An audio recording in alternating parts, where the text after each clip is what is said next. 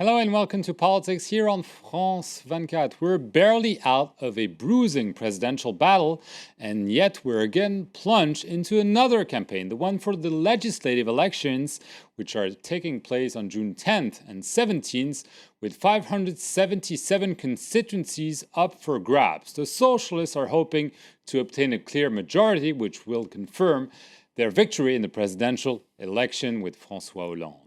The right is hoping to pull off an upset, while the National Front, once again, is probably going to be playing kingmaker. So with me on the set to discuss what's at stake is Gaël Slimane, who is the Deputy Director of Polling with the BVA Institute. Hello and welcome. Hello.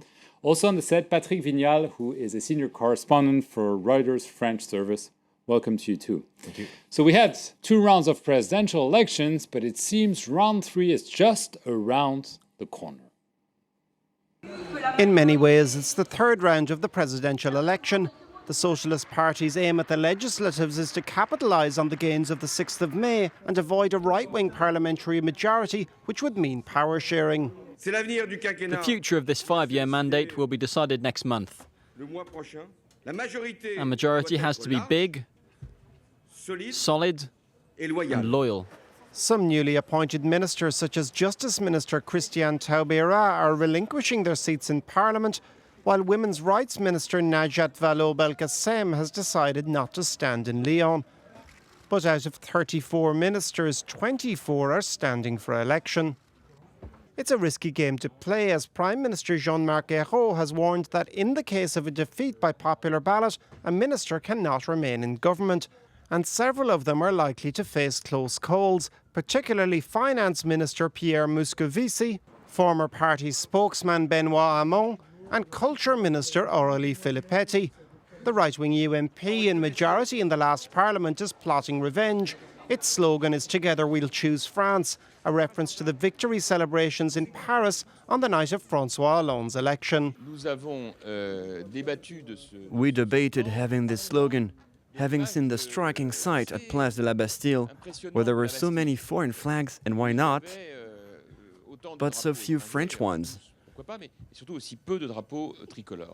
Copé's own seat is in danger, as are those of certain other big brass in the UMP, such as former ministers Nadine Morano and Xavier Bertrand. Former Interior Minister Claude Guéant is also standing for the first time in what should be a safe seat, but he is up against a dissident UMP candidate. The UMP's biggest fear is three-way fights with the National Front. After an impressive presidential showing, Marine Le Pen's party is eyeing parliamentary seats for the first time since 1986.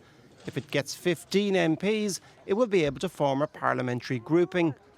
The big battle everyone awaits is in Pas-de-Calais, where Jean-Luc Mélenchon of the Left Front is facing off against the National Front leader. The centrist François Bayrou is fighting for his political survival in his stronghold of Pau. None of the parties have been willing to do any favours, with 10 candidates standing against him. Patrick Vignal, lots of different players, lots of different things at stake. The most important thing is to figure out who will get a majority to govern. Yeah, it looks like it should be the Socialists, because it's traditionally the case in France with the parliamentary election coming just after the presidential election. Usually the voters make sure that the president they have just elected gets a working majority. So that question is the answer to that question is quite clear. But obviously there are other questions. Well, clear maybe, but it's also how much of a majority do you get? Yeah. Because is it absolute majority, which allows you a lot of leeway, or a so-called relative majority where you have to find allies to pass laws? Yeah, exactly. That's part of the question, whether they would be able to pass laws alone, or whether they would have to negotiate with the Greens and the Front Gauche and communists. And yeah, but in any case, the fact that they should get a majority is pretty much certain. But you're right, whether it's an absolute majority or whether they have to work with other parties from the left is important. Right.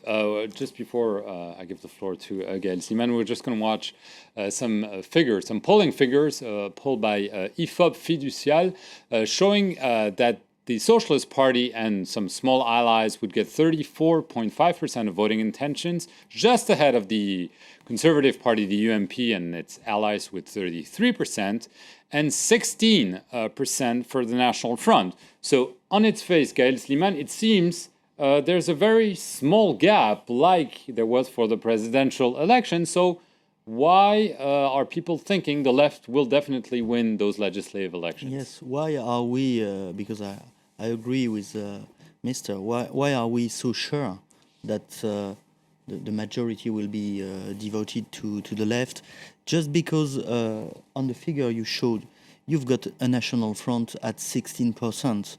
It may be less, it may be 14 or 13 or 15, but anyway, it's quite a lot.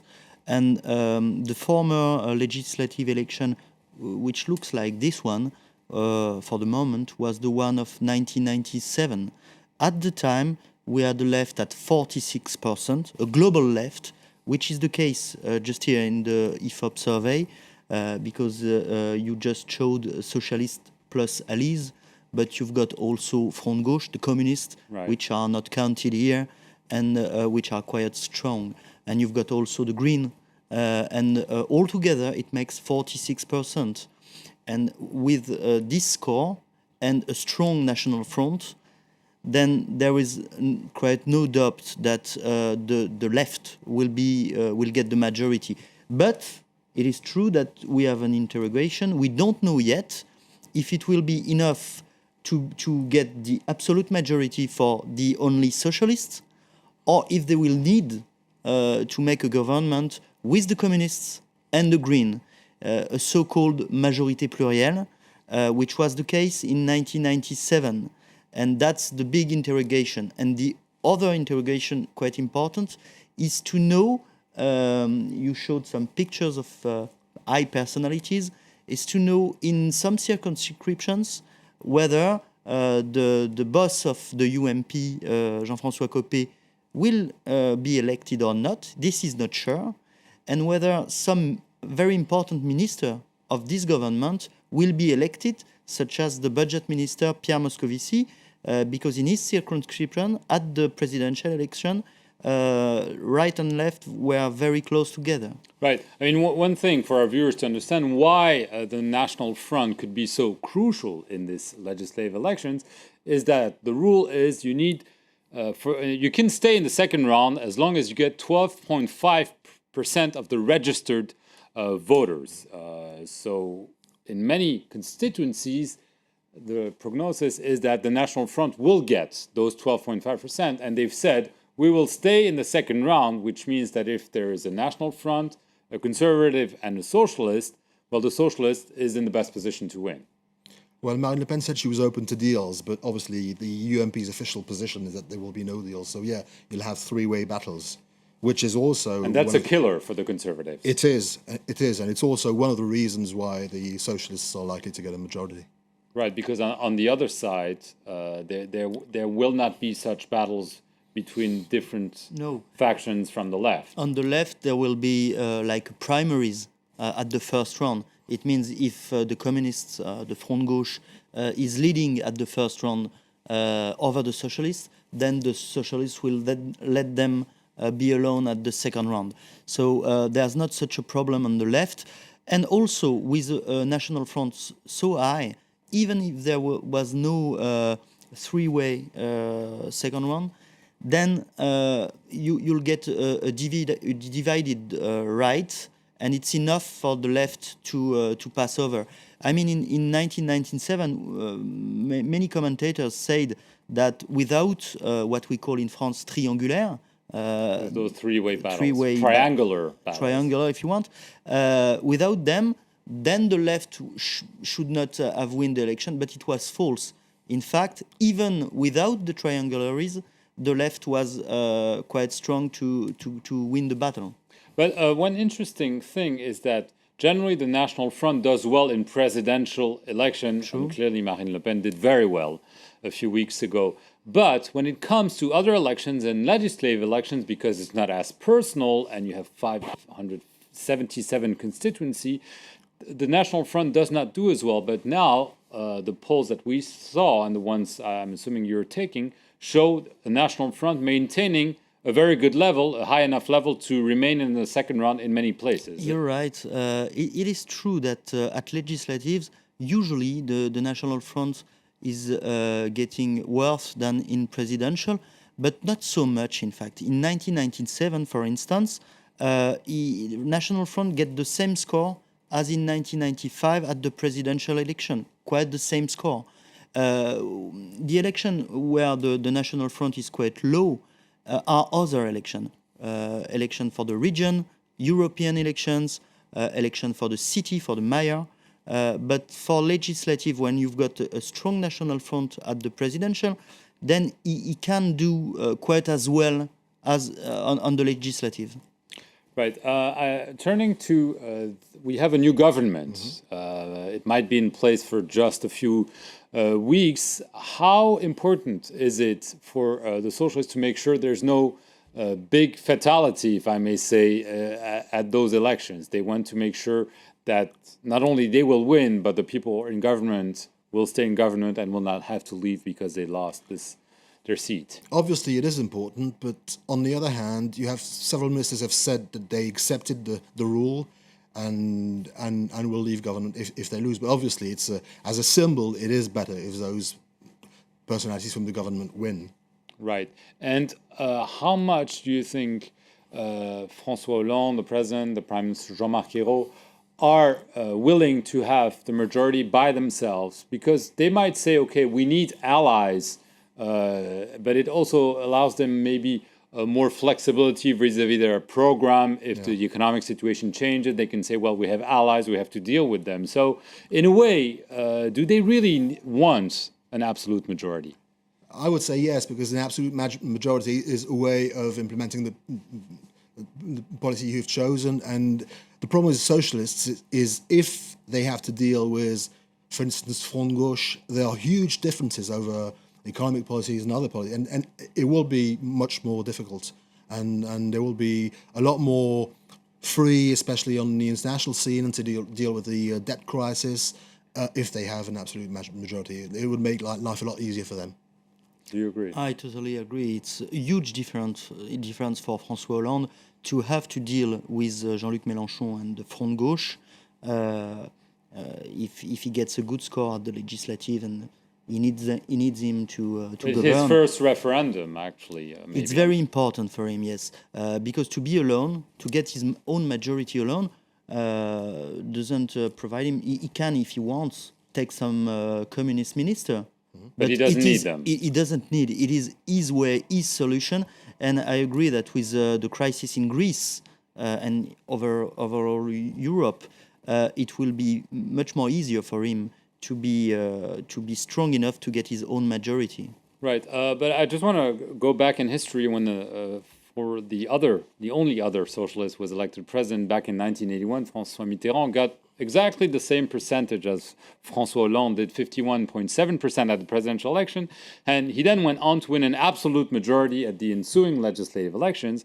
In 1988, François Mitterrand was re-elected with 54% of the votes, much more in the presidential election. However, in the ensuing legislative elections, he won a relative majority. So sometimes this idea that you win the presidency, you automatically win a strong majority afterwards is not no, there. No, it's absolutely false. You're right. It is a very interesting example because you hear a lot saying by the right, after all, we lost with a small score, with a small difference. So perhaps Nicolas Sarkozy's strategy for the presidential, very right strategy, what I called in my book École Buissonnière, it is to say following one of his advisor by the name of Patrick Buisson. Yes, who is extreme right, former extreme right person, was a good strategy. But it is not, because this strategy makes a very big national front. And I think it would have been better for Nicolas Sarkozy to lose the election at 47 against 53%, for instance, but in his own ideas and with a small national front, than this situation with a huge national front. And you hear the extract of Jean-François Copé with, again, for the legislative, a strategy to trying to seduce the extreme right voters. And usually what it makes is increasing the national front. So I think perhaps we will have a surprise regarding the actual surveys. It is to say a better majority for François Hollande than what we expect.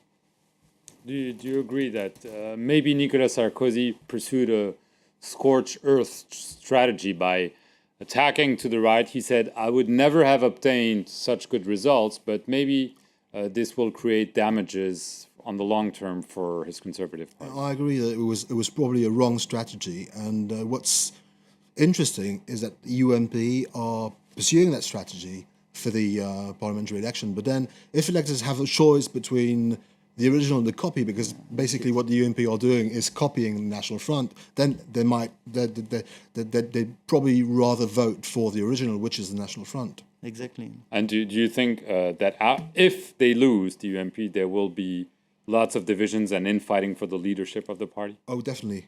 And then the National Front will have a very important position in the reorganization of the rights of the Conservatives as a whole, because the UMP it's always been very difficult, the UMP, because it assembles many different parties, opinions, and it might actually split up, yeah. Right. Do Yes. you agree that if they lose, Totally agree. If they lose, and plus, if Jean-François Copé lose in his own circumscription, he is the boss of the UMP. he's also now. already challenged by the outgoing Prime Minister François Fillon, Exactly. who Then- declared in a forthcoming interview that there's no natural leader, quote unquote. Absolutely. So you have division now.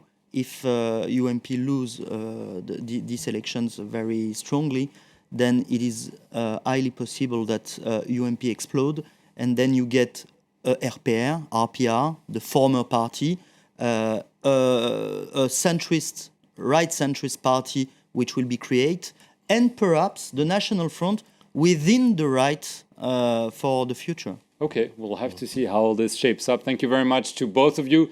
Legislative elections, June 10th and 17th. We'll be bringing this to you live here on France 24. Thank you for watching this edition of Politics.